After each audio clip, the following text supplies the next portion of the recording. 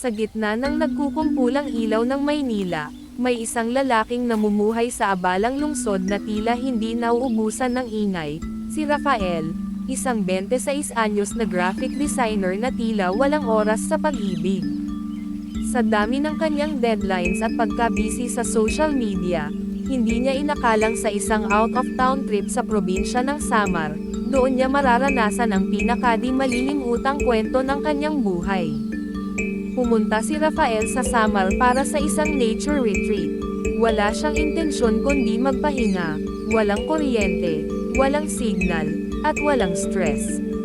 Pero isang gabi habang naglalakad siya sa tabing gubat, may narinig siyang tila mga ungol at hagik-gik mula sa kakahuyan. Akala niya hayop lang. Pero nang tumingin siya sa puno ng balete, nakita niya ang isang babaeng nakasuot ng puting bestida, may mahabang buhok, at may mga matang pula na tila apoy. "Mag-ingat ka sa dilim," sabi ng babae, sabay ngiting may halong lungkot. "Sino ka?" tanong ni Rafael, nanginginig. "Ako si Amara, at hindi mo dapat ako makita." Ngunit nakita niya, at mula noon, hindi na siya pinatahimik ng kanyang sariling puso.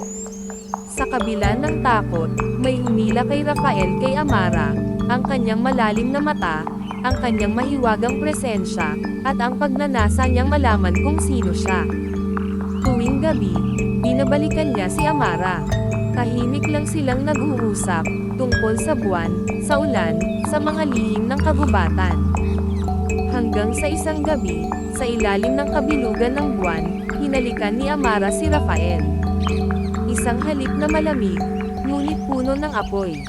"Amara, tao ka ba talaga?" "Hindi na." Mahina ang kanyang sagot.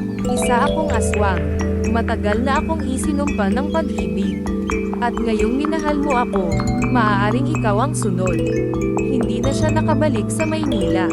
Unti-unti, ang katawan ni Rafael ay nagbago, lumalalim ang kanyang mga mata, humahaba ang kanyang mga pangamoy, at sa tuwing gabi, nananabik siyang makita si Amara. Nalaman niya ang kwento, si Amara ay dating tao, isang dalagang inibig ng isang albularyong seloso. Nang mahalin niya ang isang lalaki sa nayon, isinumpa siya ng albularyo upang hindi na muling magmahal, o kung magmahal man, ay magdadala ng sumpa sa kanyang iniibig. Lahat ng minahal ni Amara ay naging halimaw. Isa-isa silang nawala, nabaliw, o naging katulad niya. "Pero bakit mo pa ako hinalikan?" tanong ni Rafael, umiiyak sa gilid ng ilog. "Dahil minahal kita, kahit ayokong gawin. Dahil ikaw lang ang tumingin sa akin hindi bilang halimaw, kundi bilang tao pa rin." Dito, napilitan silang mamili. Maging aswang na magkasama habang buhay sa dilim, o magpaalam, habang si Amara ay mananatiling nag-iisa sa sumpa, at si Rafael ay babalik sa kanyang dating buhay, ngunit bitbit ang sakit ng pag-ibig na hindi maipaliwanag. Sa huli, pinili ni Rafael ang pag-ibig. Tinanggap niya ang sumpa. Sa huling gabi ng kabilugan ng buwan, sa ilalim ng balete kung saan sila unang nagkita, naghalikan silang muli. At sa halik na iyon, nagsanib ang kanilang mga kaluluwa, hindi bilang tao at halimaw, kundi bilang dalawang nilalang na tinupad ng kapalaran. Mula noon, may mga tsismis sa Samar, na tuwing gabi ng kabilugan ng buwan, may dalawang aninong nakaupo sa tabi ng balete. Isa'y babae, isa'y lalaki. Tahimik, ngunit masaya. At sa bawat simoy ng hangin, maririnig ang bulong.